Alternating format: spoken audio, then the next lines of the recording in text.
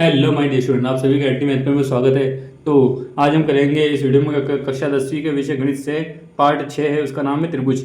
तो त्रिभुज वाले चैप्टर में अपने को क्या है कि भाई यहाँ पर जो है इसमें प्रमेय दे रखी है कुछ, है ना। तो उन प्रमेय को जो है हम इस वीडियो में सिद्ध करेंगे। चलो ठीक है। तो अपनी पहली प्रमेय आती है भाई प्रमेय 6.1, जिसको हम क्या नाम दे सकते हैं, एक और आधारभूत समानुपातिकता प्रमेय भी जो है इसको कहा जाता है। ठीक है।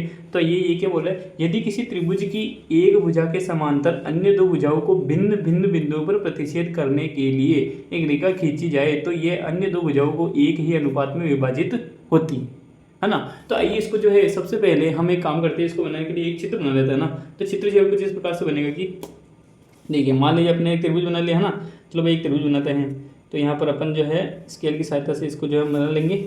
मान लीजिए एक त्रिभुज है भाई, चलो एक त्रिभुज ऐसे और एक ऐसे, है ना। चलो भाई अपने एक त्रिभुज यहाँ पर बना लेंगे। उसके बाद जो है अब इसको जो है नाम दे देते हैं हम ना। तो इसको जब और इसी के साथ इसकी एक भुजा जो समांतर अपन एक और खींच देते हैं, एक समांतर भुजा जो इसकी खींच देंगे, है ना। ठीक है।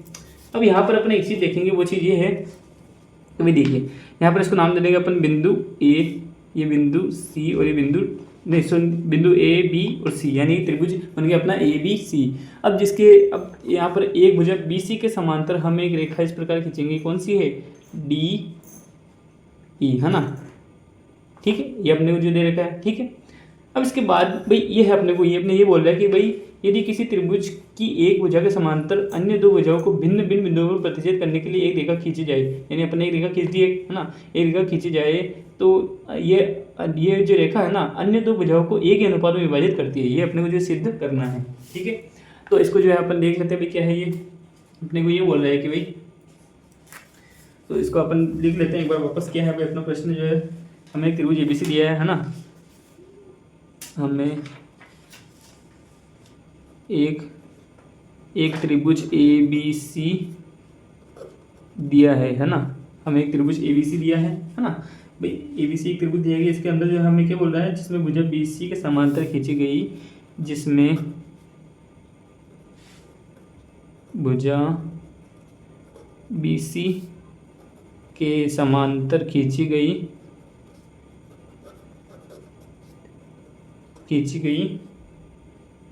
एक अन्य रेखा अन्य दो भुजाओं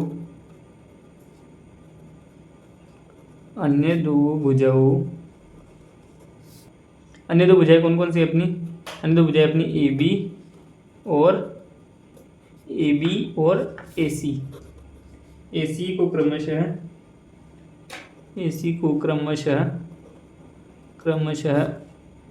क्रमशः बिंदु डी तथा ई पर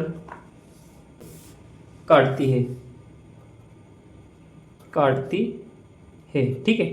अब यहाँ पर देखिए आगे जो है, जैसे कि हम आकृति में देखा गया, ये आकृति अपनी है ना, ये आकृति दे रखी है। अब इसमें हम आगे ध्यान देते हैं। तो भाई हमें क्या करना है भाई, हमें सिद्ध करना है। चलो भाई अपन इधर लिख लेते हैं, सिद्ध करना है। भाई सिद्ध अपने को क्या करना है, अपने को ये सिद्ध करना है कि भाई A D upon D E, यानी ए डी बटावा डी बी बराबर है ए ई बटावा ई सी के। ये अपने को जो है सिद्ध करना है भाई। चलो भाई इसको लेके आते हैं। तो सबसे पहले अपने काम करते हैं कि भाई अपने क्या काम करते हैं, वो रचना करते हैं, है ना। तो यहाँ पर अपन लिख देंगे रचना करने पर, है ना। तो अपनी रचना जो है क्या हो जाएगी, अपनी रचना ये हो जाएगी कि भाई बी और ई, है ना, बी और ई, है ना, बी और ई तथा सी और डी को मिलाएंगे, है ना, है ना। और फिर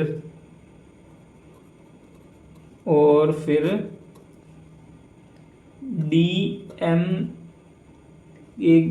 एम पर एक जो है लंब डालेंगे ए सी भुजा पर एक जो है लंब डालेंगे डी एम, है ना। डी एम एक जो है लंब है किस पे, भुजा ए सी पे, है ना। एवं इसी प्रकार भुजा ए बी पर जो है कौन सा लंब होगा, नहीं हाँ, इसी तरह से ये जो एक और लंब डालेंगे ई एन किस पे, भुजा ए बी पर, है ना। अपने को जो है क्या करेंगे, ये खींचेंगे भाई। ठीक है। और इसके बाद देखिए क्या हो जाएगा भाई। चलिए अब देखो, अब यहाँ पर जो है अपने काम कर लेते हैं, ये लंब डाल लेते हैं हम ना।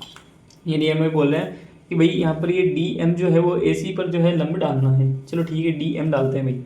यहाँ पर जो है किसी बिंदु एम से अपन जो है यहाँ पर लंब डालते हैं भाई, ऐसे करके और डैश डैश करके, है ना। और एक लंब ऐसे डाल देते हैं अपन भुजा ए बी पर, ई एन डालेंगे हम ना।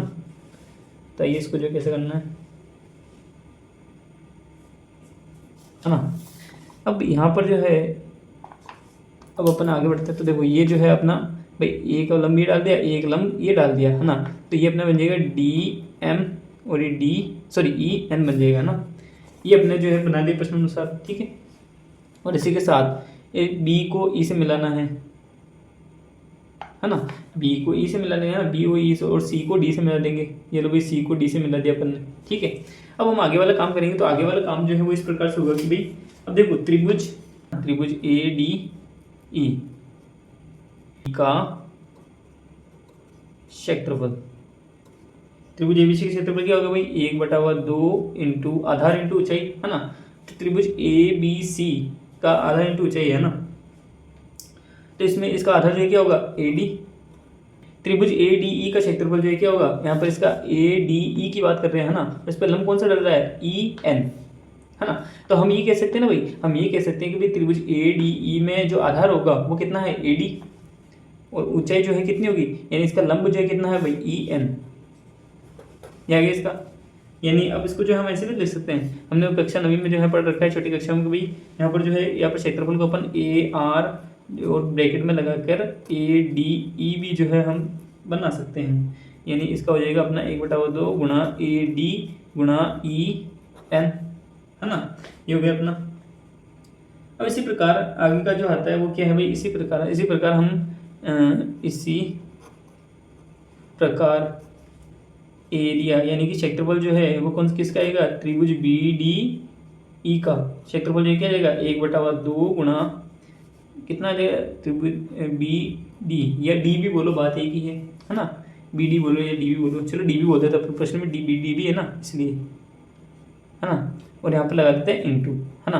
तो त्रिभुज बी डी ई का क्षेत्रफल होगा 1/2 गुणा डी बी गुणा, अब देखिए यहाँ पर डी बी की बात हो रही है। अब डी बी भुजा है ना, ये आगे बढ़ के ए बी तक जा रही है ना।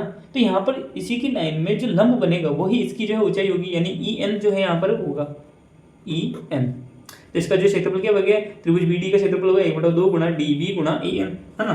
अब इसके बाद जो है हम ये काम करेंगे कि भाई इनका अनुपात लेने पर, है ना। इसी तरह से एक और अपने काम कर लेते हैं भाई। देखो त्रिभुज ए डी ई का क्षेत्रफल, हाँ त्रिभुज ए डी ई का जो, अब देखिए अपने काम ये भी करेंगे, वो काम ये होगा कि भाई देखो त्रिभुज यानी अपन क्षेत्रफल निकालें, त्रिभुज ए डी ई का एक जो है वापस कैसे निकल सकता है, आइए इसको देखते हैं अपन। त्रिभुज ए डी ई का क्षेत्रफल जो है हमारे क्या आ सकता है भाई, 1/2 गुणा ए ई, यानी ए ई जो है वो क्या हो जाएगा, इसका आधार हो जाएगा, है ना। तो त्रिभुज ए डी ई का जो है अपन ऐसे निकाला तो ऐसे भी नहीं सकता भाई, मान लो एक बार आधार ये होगा तो एक बार आधार ये होगा, है ना। तो इसके जो है देखिए यहाँ पर, तो त्रिभुज ए डी ई के अंदर जो है ए ई अगर आधार माने अपन, है ना, तो 1/2 गुणा आधार इसका ऊंचाई, यानी कि ऊंचाई क्या जा रही है इस पर, डी एम जा रही है ना। तो ये हो जाएगा अपना डी एम, एक ये भी हो सकता है ना। इसी तरह से एक और जो है अपना हो सकता है त्रिभुज, और क्या आएगा भाई, इसी तरह से त्रिभुज आएगा डी ई सी का जो क्षेत्रफल है वो अपना बनेगा भाई 1/2 गुणा ई सी गुणा डी एम। अब देखिए यहाँ पर डी ई सी पर बात करते हैं, डी ई सी, त्रिभुज डी ई सी के ऊपर जब अपन बात करेंगे तो देखो यहाँ पर ध्यान देने वाली बात होगी 1/2 गुणा ई सी इसका जब आधार मानेंगे तो इस पर लंब कौन आ रहा है भाई, डी एम आ रहा है ना, जैसे कि इसमें किया था आगे वाले में। तो इसी तरह से जो है इसका क्षेत्रफल लिया गया, है ना। अब हम काम करेंगे त्रिभुज ए डी ई, है ना। अब अपन अनुपात लेंगे तो किन का लेंगे, अतः जब हम अनुपात लेते हैं किसका, ये क्षेत्रफल का, ना, यानी क्षेत्रफल किसका लेंगे अपन, त्रिभुज ए डी ई, है ना। त्रिभुज ए डी ई का क्षेत्रफल बटाव में, है ना, ये इसके बटाव में जो है कौन आएगा भाई, इसके बटाव में आएगा त्रिभुज, ये अपना क्षेत्रफल आएगा त्रिभुज बी डी ई का, है ना। त्रिभुज बी डी ई का जो क्षेत्रफल आएगा। अब इसके बाद जो इसको अपन कैसे ले सकते हैं भाई, ये जगह अपना 1/2 गुणा ए डी गुणा ई एन, इसी के साथ इसका आ जाएगा 1/2 गुणा dB गुणा ई एन, है ना।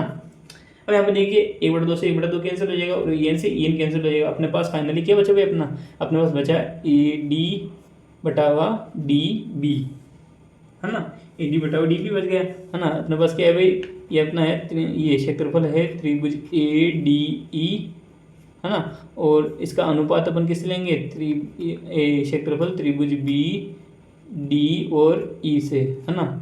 अब इसके बाद ये अपना आगे इसको अपन ले लेते हैं समीकरण नंबर 1। और इसी प्रकार हम आगे देखेंगे भी त्रिभुज, और आगे हम और देखते हैं भाई तथा इसी प्रकार अब एक और चीज़ का हो सकती है, क्या होगी, ये क्षेत्रफल होगा त्रिभुज ए डी ई का, और बटा में कौन है, क्षेत्रफल होगा त्रिभुज डी ई और सी का, है ना। त्रिभुज डी ई सी का जो है क्षेत्रफल होगा। अब इसके बाद देखिए क्या होगा, इसके बाद देखते हैं भाई अपना एक इसका हो जाएगा 1/2 गुणा 1/2 गुणा ये हो जाएगा ए ई गुणा डी एम, उसके बटा में कौन आएगा, त्रिभुज डी ई सी का क्षेत्रफल यानी 1/2 गुणा डी ई, इसका आ जाएगा ई सी गुणा डी एम। अब यहाँ पर डी एम से डी एम कैंसिल हो जाएगा और यहाँ पर देखिए 1/2 से 1/2 कैंसिल हो, क्या बचेगा ए ई बटावा ई सी। तो अपन इसका ऐसे लिख सकते हैं ए ई बटावा ई सी। यहाँ पर इसका आ जाएगा, ये क्षेत्रफल है त्रिभुज ए डी ई का, है ना। और इसी के साथ दूसरा आएगा क्षेत्रफल है त्रिभुज डी ई सी का, ठीक है। इसको अपने समीकरण नंबर 2 नाम दे देते हैं, है ना। समीकरण नंबर 1 और समीकरण नंबर 2 अपने पास आ चुकी हैं। तब देखिए हमने जो है हमने छोटी कक्षा में ये पढ़ रखा है कि भाई क्या बोलता है 9th क्लास में, तो त्रिभुज बी डी ई, है ना। त्रिभुज बी डी ई और त्रिभुज डी ई सी एक ही आधार क्या है इनका आधार, त्रिभुज डी ई सी और त्रिभुज बी डी ई और त्रिभुज डी ई सी, यानी ये वाला त्रिभुज और ये वाले त्रिभुज की बात हो रही है। तो इन दोनों का आधार क्या है, डी ई है ना। एक ही आधार डी ई तथा समांतर